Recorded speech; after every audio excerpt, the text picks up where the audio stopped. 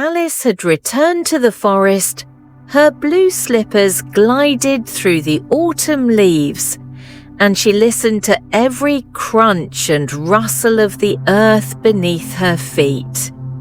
It had been a few months, maybe more, since Alice walked through these very trees. On her last visit, she had fallen asleep while reading a book and napped under the shade of a tree. She'd then woken up in another world, entirely walking through the forest now, with the wind brushing gently against her skin. She remembered the other world. Instead of normal leaves, there had been feathers that could fly. She remembered the flowers that sang soft lullabies that kept them happy and in perfect harmony. Then she recalled the purple cat who wandered through the soft, fluffy clouds that lay scattered on the ground. Alice could remember every moment there with perfect clarity. At first, she had been almost positive.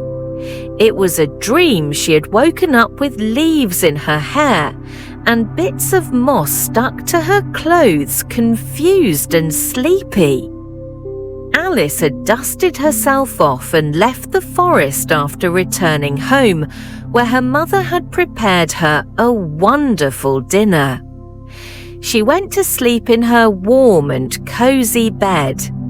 But ever since it seemed as if Alice just couldn't shake the memories of the other world from her head. Sometimes she could still smell the magical forest and the warm lilac scent of the grass that hung heavily in the air.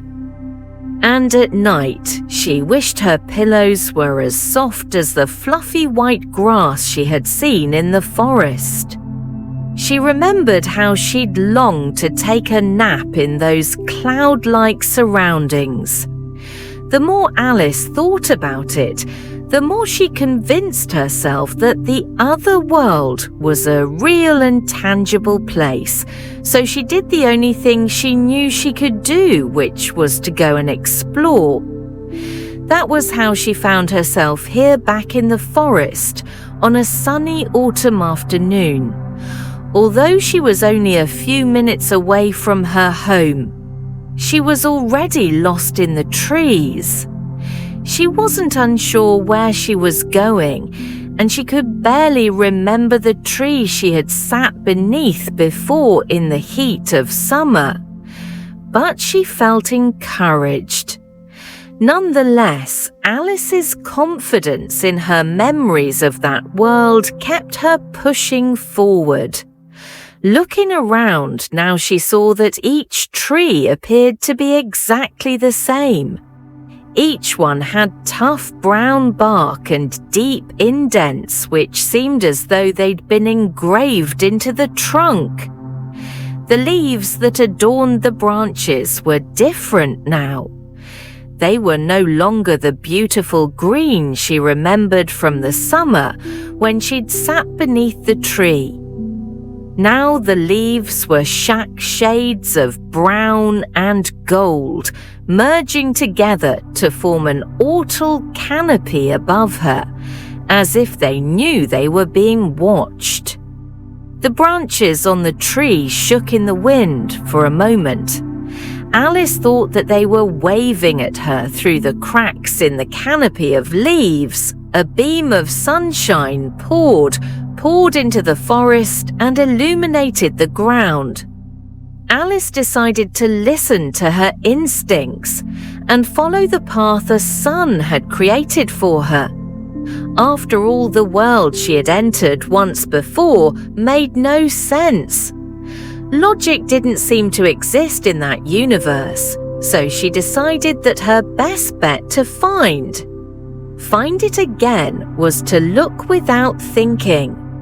She tried walking backwards and skipping from tree to tree. At one point, she even pretended to fall asleep in different places. So far, she was having no luck, but she wasn't ready to give up just yet. As she walked, the light from the sun reflected off her slippers. It looked like there were thousands of tiny glittering stars gathered in the fabric of her shoes. Smiling to herself, she moved her feet from left to right under the glow of the sun's rays and watched they shone in the light. Alice giggled happily. She was now doing a little dance in the sunlight. It was then that she finally noticed a shift in the forest. At first, it was only her awareness of the sudden silence that made her stop dancing. Then she looked up and saw it there at the base of a tree, with protruding roots and a large, thick trunk, was a book. Alice knew it hadn't been there before. After a moment's hesitation, she bowled her hands into determined fists and marched towards the book. She felt as though she was being watched by everything that lived and breathed in the forest. Even the birds that had accompanied her all day had stopped their song. The wind had vanished too. Before it had seemed as if the breeze was encouraging Alice's journey, guiding her down paths and between trees, and tugging playfully on the brown scarf around her neck. Now the air was still. The world had seemingly been put on pause, undeterred.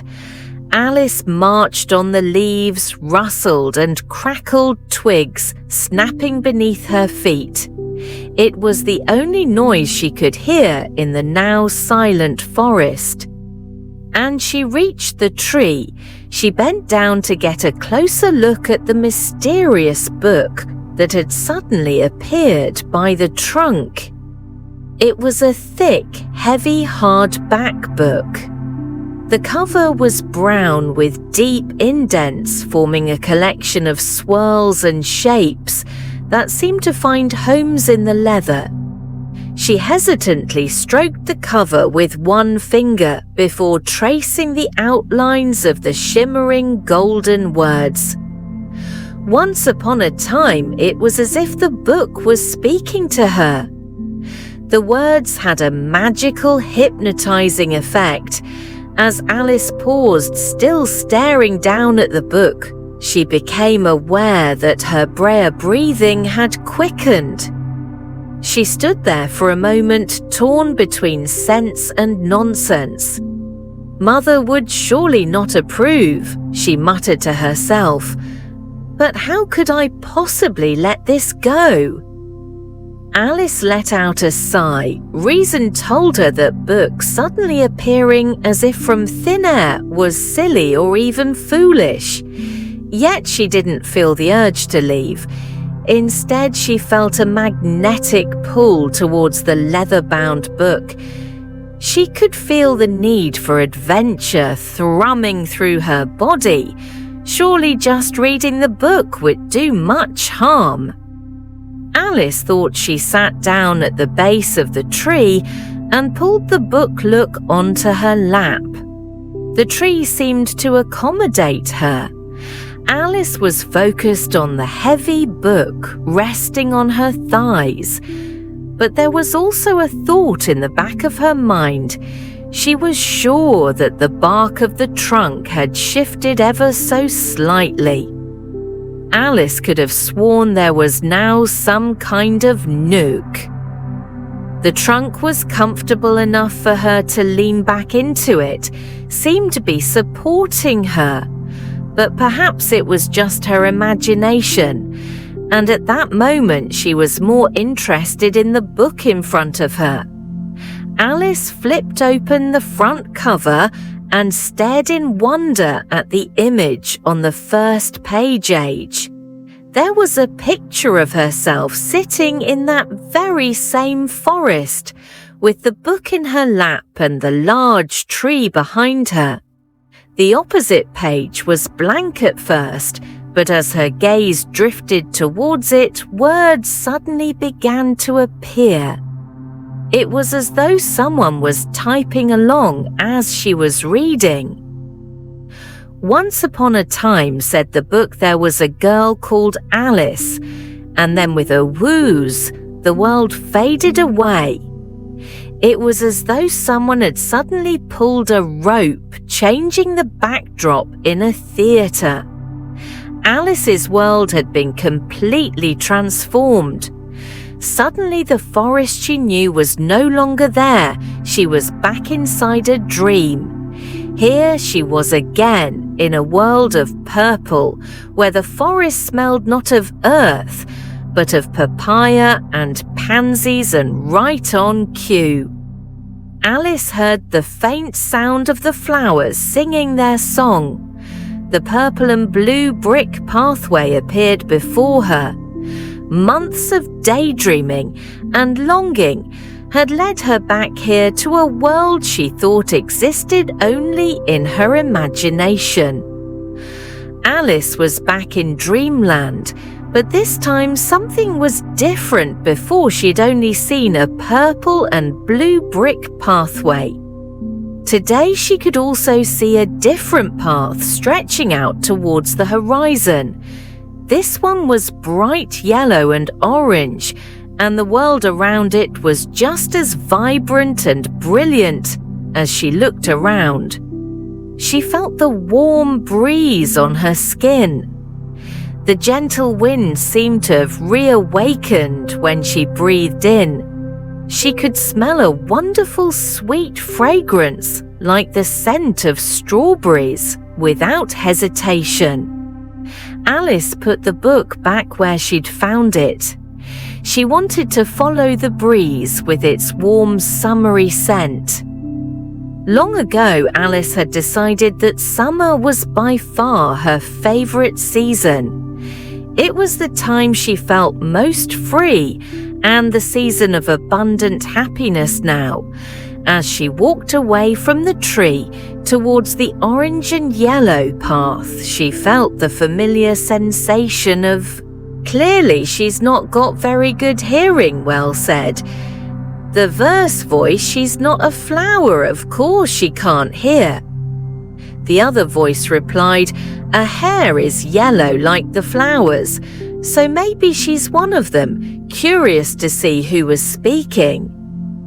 Alice turned around. Standing nearby were two boys who wore matching blue donga with red and white striped shirts. Beneath one of the boys was licking a lollipop. "Are you a flower?" said the boy. Alice was confused. She was just about to respond when a sunflower patted her on the shoulder with its large leaf. "Of course she's not," said the flower. "She's a human, and she's enjoying our wonderful music." The sunflower beamed at Alice. She smiled back, not wanting to admit that she couldn't actually hear any music.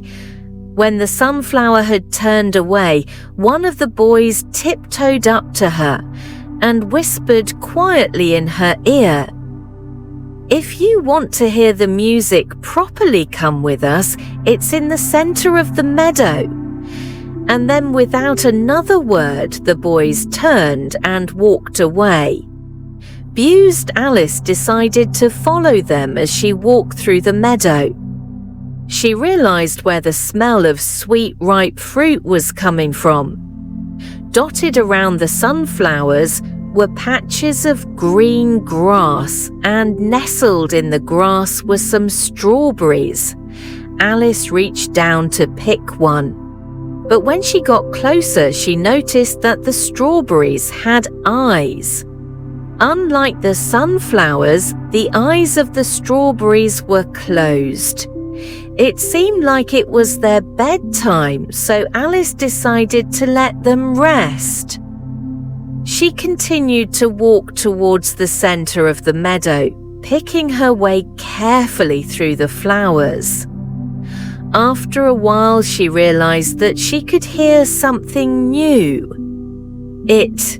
It wasn't the sound of her feet rustling through the grass or the flapping leaves of the sunflowers. Alice could hear a humming noise. It wasn't quite the same as the pansies she had heard before on her last visit. The pansies had made a distant buzzing, but only because they were so small and quiet. These sunflowers, though, were just as tall as Alice. She could hear their voices clearly as they sang, creating a beautiful melody. As she drew closer, she saw black musical notes appearing one by one, rising up into the air. They floated around the meadow, carrying the song that only the flowers could really hear here. All of a sudden, one of the musical notes floated towards Alice and slipped beneath her, delighted. She allowed it to carry her and lift her up into the air. Soon she was flying above the heads of the sunflowers. The musical note carried her across the meadow until they reached a small hill. It was only a little bit taller than the ground the sunflowers stood on. The note gently tipped her onto the hill. Alice got to her feet and found herself standing next to a sunflower that was much taller than her. It was humming a beautiful tune.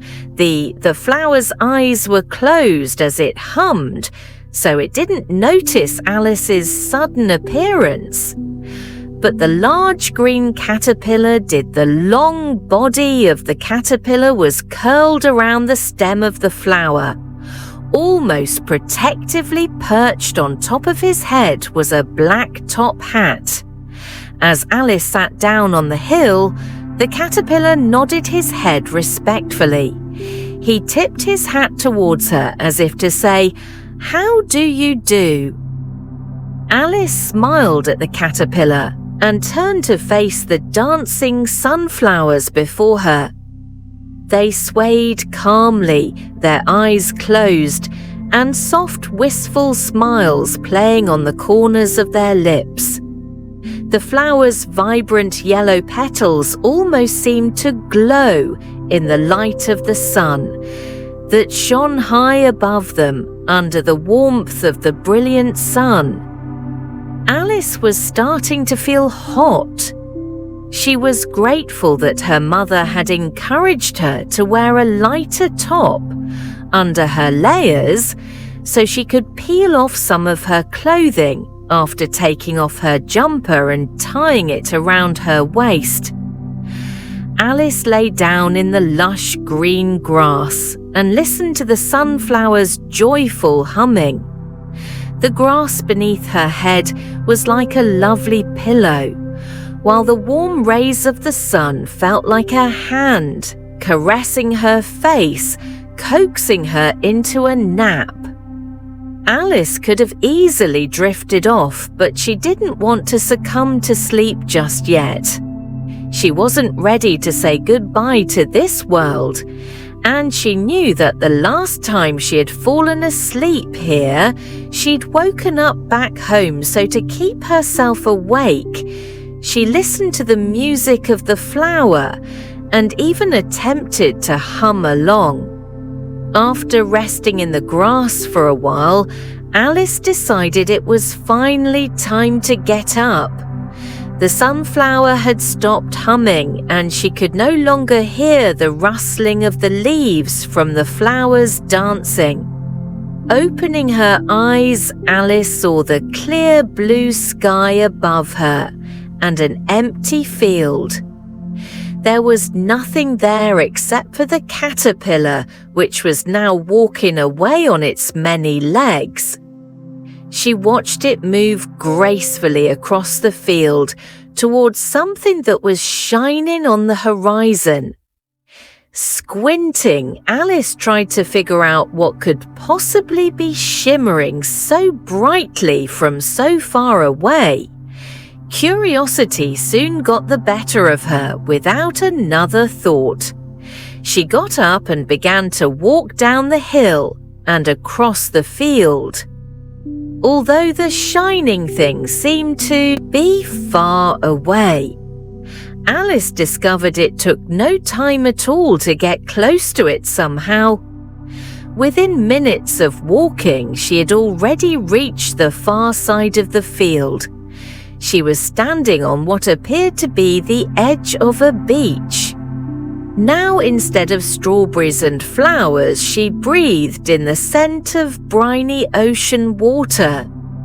She inhaled deeply, drinking in the smell. It reminded her of August afternoons at the seaside with her grandma. Until now, she hadn't realized how much she missed that smell. Alice continued to walk towards the ocean, relishing the sound of the water clapping at the shore. She could also hear the distant sarking of birds flying above the water, eager to catch fish swimming near the surface. Now she was close enough to understand what had caught her eye before it was the sunlight reflecting off the water of the big blue ocean. Alice smiled happily as she gazed at the beautiful panorama before her. The grass beneath her feet had now turned to bright yellow sand as she walked on. She glanced back at the footsteps she left behind. Alice slowly wandered along the beach, relishing in the beauty of her surroundings, until she came across an unusual creature. She was sure it was a walrus, except it stood upright like a man. It wore a pair of black shoes, a blue jacket, and a red waistcoat, and it stood beside a large wooden boat.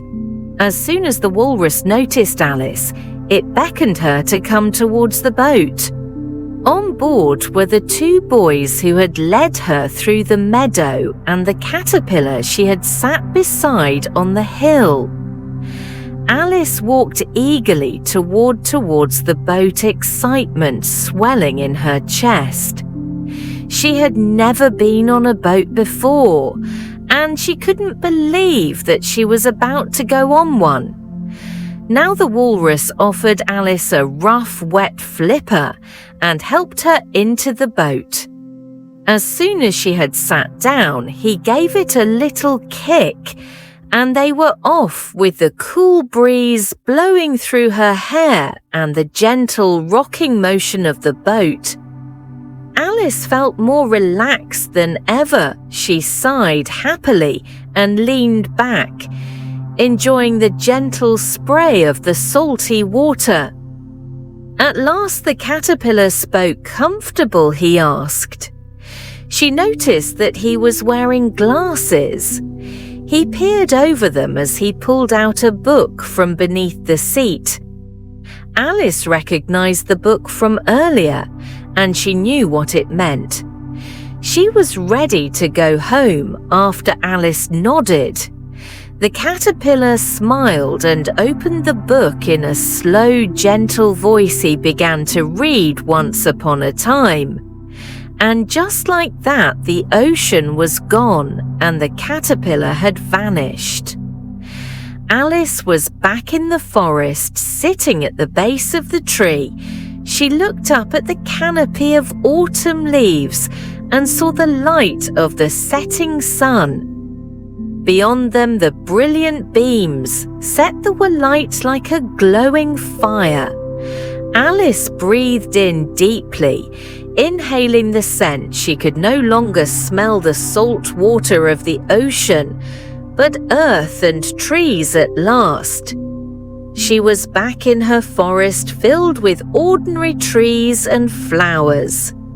Smiling to herself, Alice stood up and brushed the dirt off her clothes. She'd had a wonderful time in Dreamland, but she was happy to be home again.